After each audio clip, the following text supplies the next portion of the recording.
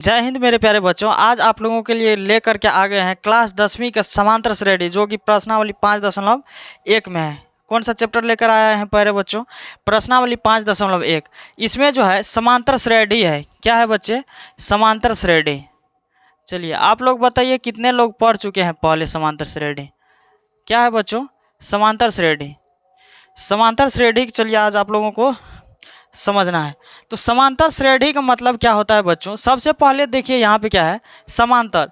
समांतर को पहले तोड़िए कि समांतर का आखिर अर्थ क्या होता है।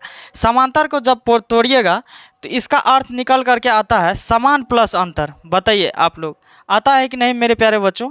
क्या आता है? समान प्लस अंतर, समान और अंतर। देखिए इसका कहने का सेंस ये है, दो लगातार जो संख्या है, ठीक है, उसके बीच का जो अंतर होता है वो हमेशा क्या आना चाहिए? समान आना चाहिए।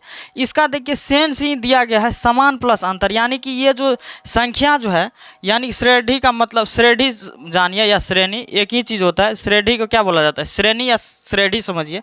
तो कोई भी चीज़ एक श्रेणी में लगा हुआ है, ठीक है, तो वही जो श्रेणी में लगा हुआ है तो हमेशा क्या आना चाहिए? उन चीज़ों का अंतर समान आना चाहिए। संख्या को ऐसे श्रेणी जिनके पदों के बीच का अंतर क्या आना चाहिए? हमेशा क्या आना चाहिए? समान आना चाहिए। इसका कहने का सेंस वही है, जो समान आता है अंतर उसी को क्या बोला जाता है? समांतर या समांतर श्रेणी बोलिए या समांतर श्रेणी।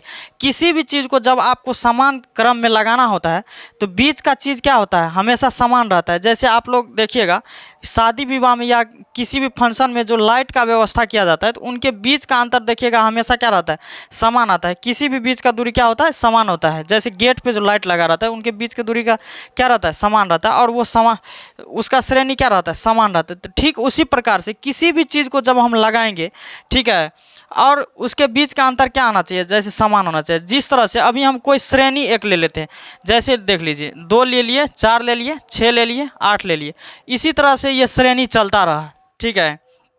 तो इन दोनों, इसमें देखिए इन दोनों के बीच की दूरी समान होता है कि नहीं होता है? इसको चेक कर लेते हैं। देखिए 2 से 4 के बीच में दूरी कितना का है? 2 का। फिर 4 से 6 के बीच में 2 का। 6 से 8 के बीच में 2 का। अब बताइए इस सारा का सारा इनके इस श्रेणी जो हम लिखे हैं, कोई श्रेणी एक हम तैयार कर दिए, ठीक है, इस श्रेणी में जो लिखे हैं तो इनके बीच की दूरी हमेशा देखिए समान आ रहा है कि नहीं आ रहा है? तो इसी फॉर्म में जितना भी पद लिखा रहेगा उस सारे के सारे को हम क्या बोलेंगे मेरे प्यारे बच्चों? समांतर श्रेणी बोलेंगे। क्या बोलेंगे? समांतर श्रेणी। चलिए हम समांतर श्रेणी की परिभाषा लिख सकते हैं। आप लोग को समझ में आ गया कि नहीं? जिनके बीच की दूरी हमेशा क्या रहना चाहिए? समान रहना चाहिए। तो समांतर श्रेणी को हम इस तरह से लिख ले सकते हैं कि संख्या को ऐसे श्रेणी जिनके बीच के पदों का अंतर हमेशा क्या होना चाहिए? समान होना चाहिए। इस तरह से हम लिख सकते हैं। चलिए लिख लीजिए, संख्याओं के ऐसी श्रेणी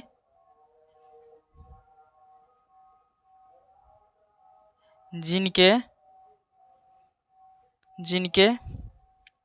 बीच के पदों का अंतर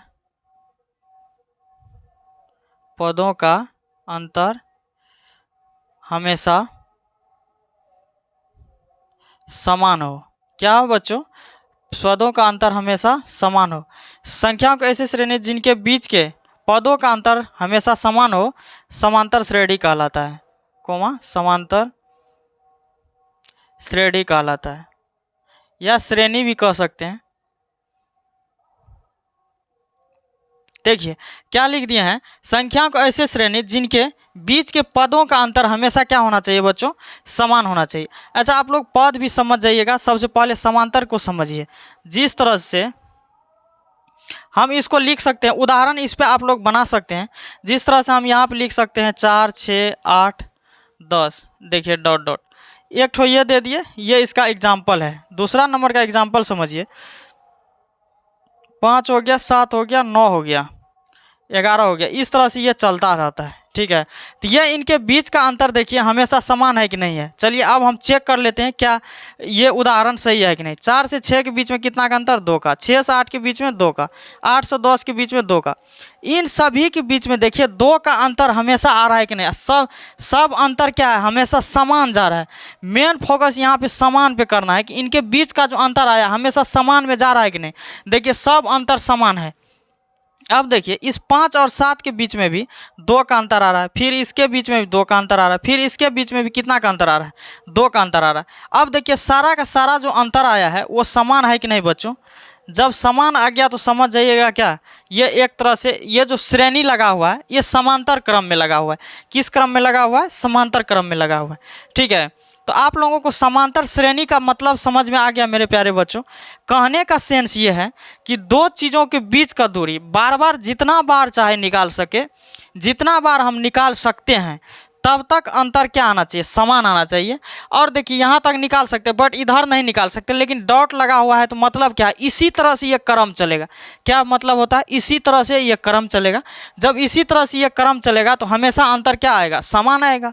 बस इतना ही पर फोकस करके आप लोगों को रखना है। जिनके बीच का अंतर क्या आना चाहिए, हमेशा क्या आना चाहिए बच्चे, हमेशा समान आना चाहिए। ठीक है, तो इतना आप लोगों को क्लियर हो गया होगा।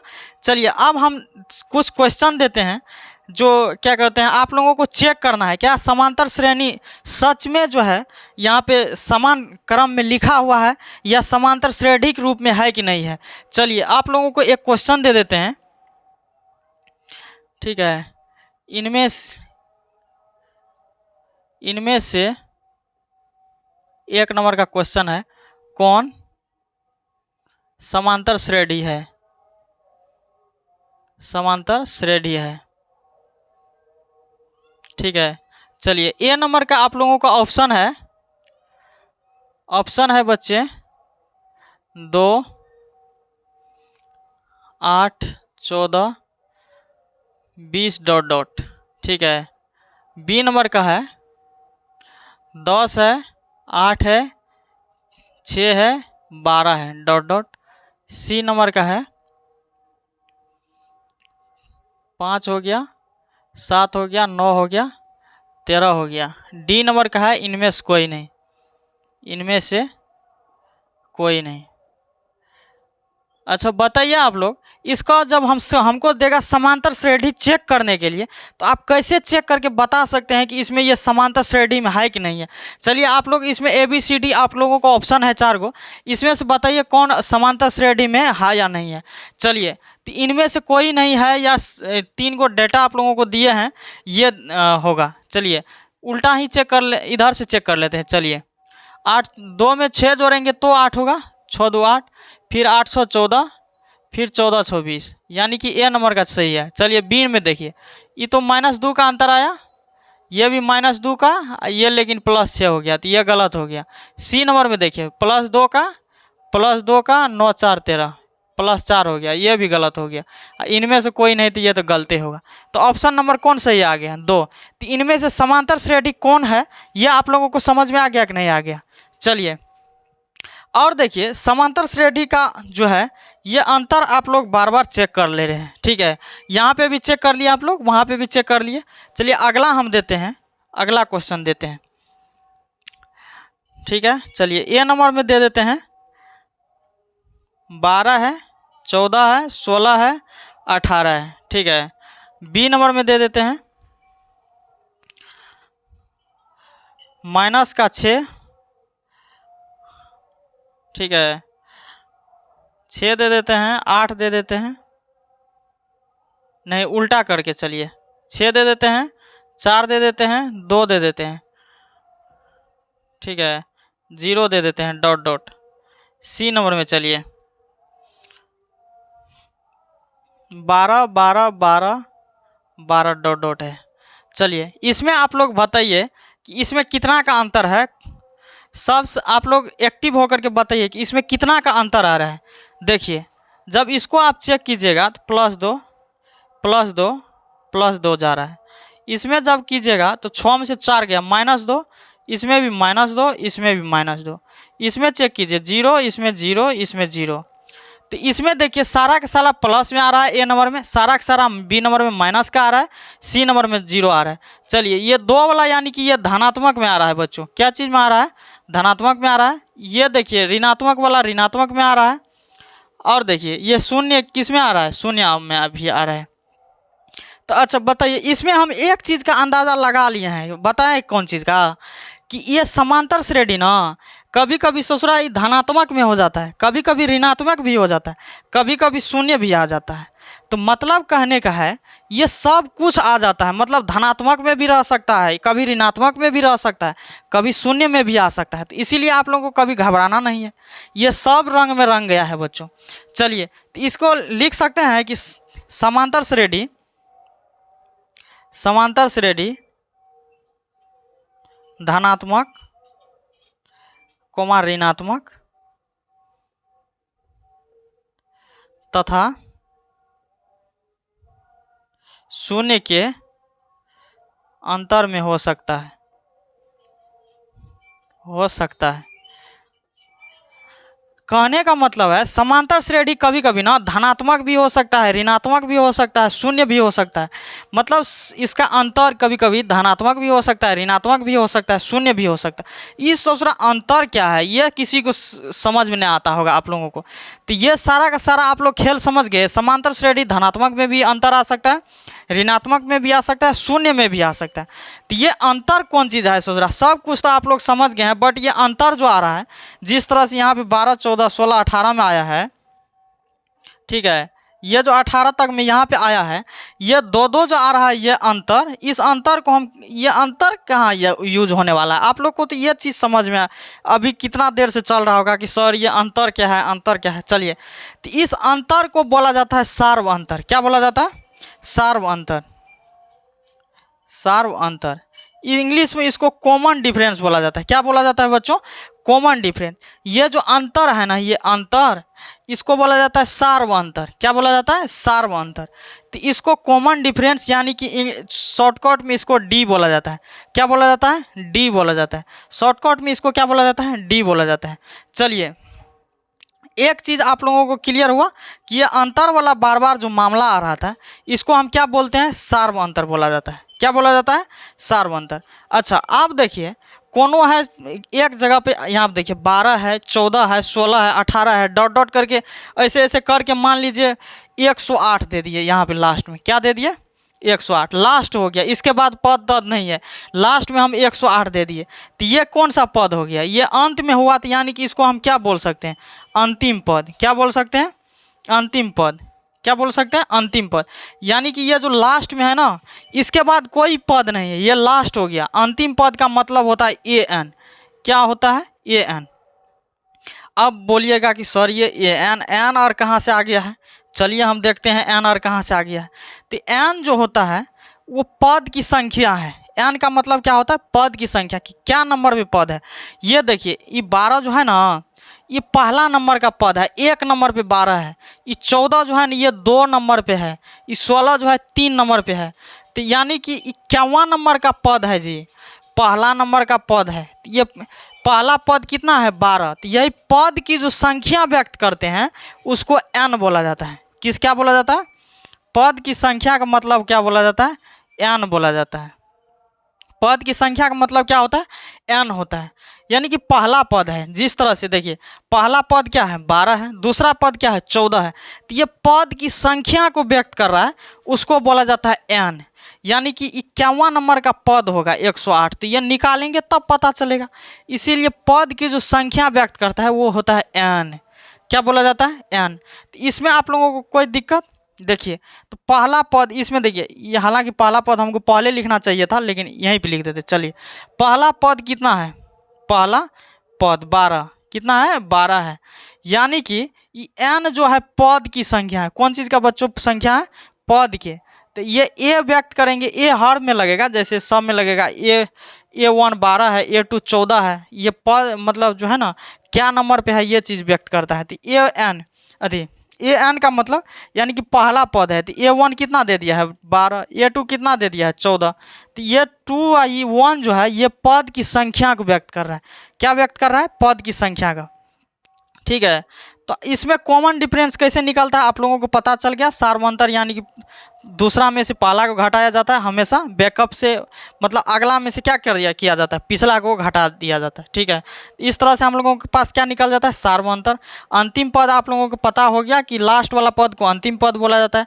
ये जो क्या नंबर पे पद है ये चीज़ पता चल जाता है, तो ये पद की संख्या यानी कि n बोला जाता है। कितना नंबर पे, ये 2 नंबर पे है, तो दूसरा संख्या कितना है हमको 14, यानी कि 2वें पद कितना है 14 है। अंतिम पद तो पता चल गया, पहला पद भी बता दिए। चलिए, जब देखिए कभी कभी क्वेश्चन में ऐसा होता है, आपको बोला, मान लीजिए यही क्वेश्चन है, 12 है, 14 है, 16 है, 18 है। ठीक है, बोलेगा कि 12वां पद कितना होगा, डॉट डॉट है यहाँ पे, 12वां पद कितना होगा। ठीक है, तो इसको निकालने के लिए क्या कीजिएगा, तो इसके लिए एक सूत्र होता है an बराबर, इसको लास्ट वाला पद को क्या बोला जाता है, an। लास्ट वाला पद को क्या बोला जाता है, an। जिस तरह से अंतिम पद का मतलब क्या होता है, an। तो इसके लिए एक सूत्र होता है an बराबर a plus n minus 1d। क्या होता है, a plus n minus 1d, ये सूत्र होता है। ठीक है, तो ये पता चल गया। a का मतलब क्या होता है, पहला पद, a का मतलब पहला पद, ये बता दिए हैं। n का मतलब पद की संख्या, n का मतलब क्या होता है, पद की संख्या। d का मतलब होता है सार्वंतर, क्या होता है, सार्वंतर। d का मतलब सार्वंतर, n का मतलब पद की संख्या, a का मतलब पहला पद, और an का जब सूत्र लगाएंगे तो पता चल जाएगा। ठीक है, तो इस पर आप लोग को भरिए। चलिए, an बराबर जो है, n का मतलब क्या है, 12वां पद बोल रहा है, तो ये 12 निकालना है हमको। कितना निकालना है, 12। a का मतलब क्या है, 12 प्लस n का मतलब 12वां पद है, तो n का मतलब कितना है, 12 माइनस 1। और d का मान निकालने के लिए कॉमन डिफरेंस पता करना होता है, तो 14 माइनस 12 कितना हो जाएगा, 2। तो यहाँ पे इसका मान कितना हो गया, 2 हो गया। ठीक है, पहला पद ये हो गया, कॉमन डिफरेंस घटा देंगे पता चल जाएगा। और देखिए 12वां पद यानी कि n पता करना है, तो n कितना हो गया, n 12 है, तो यहाँ पे लिख दिए a plus n minus 1d। ठीक है, तो 12 प्लस 12 में से 1 गया, कितना बचा, 11, 2। तो 12 प्लस 11 में कितना हो गया, 22। तो 2 2 4 34 हो गया। चलिए, यहाँ पे आप लोगों को समझ में आया कि नहीं, a के जगह पे हम a का मान भर दिए। a का मान क्या है, 12 प्लस n माइनस 1d, यानी कि 12वां पद हमको पता करने बोल रहा है, तो 12 माइनस 1 d का मान पता करने के लिए बोल रहा है, तो यहाँ पे d का मान भरेंगे। तो अगला में से पिछला घटाएंगे, यानी a2 माइनस a1, तो 14 माइनस 12 कितना हो गया, 2। मान भर देंगे तो a12 कितना हो जाएगा, 34। यानी कि इसका अंतिम पद कितना हो गया, 34 हो गया। डॉट डॉट के बाद लास्ट में होता है इसी तरह से, 18 के बाद डॉट डॉट दे करके लास्ट में ये कितना आ गया, 34। 12वां पद इसका कितना है, 34 है। इसी तरह से चलते रहेगा इसका क्रम। चलिए, आप लोगों को समझ में आ गया यहाँ तक। इसमें देखिए, हम एक टॉपिक पे चर्चा करके इसको हम पूरा जो है समझाने का प्रयास किया। हालांकि बहुत ज़्यादा डिटेल भी नहीं है, बट इस तरीका से हमने समझा दिया कि पूरा आप लोगों को ये चीज़ समझ में आ गया होगा। समांतर श्रेणी में इतना में आप लोगों को कोई दिक्कत नहीं होने वाला है, बस 1-2 पॉइंट बचा हुआ है जिसको आगे हम क्लियर कर देंगे। चलिए ठीक है, आप लोग स्क्रीनशॉट ले लीजिएगा इसका, नहीं तो कॉपी में नोट्स कर लिए होंगे तो कोई दिक्कत नहीं है। चलिए, आप लोग जब स्क्रीनशॉट ले लिए हैं, ठीक है, तो अब हम ये समझिए कि समांतर श्रेणी का इंट्रोडक्शन बेहतरीन ढंग से हो गया। ठीक है, अब हम सब मिलेंगे नेक्स्ट वीडियो में, तब तक के लिए सब लोगों को जय हिंद।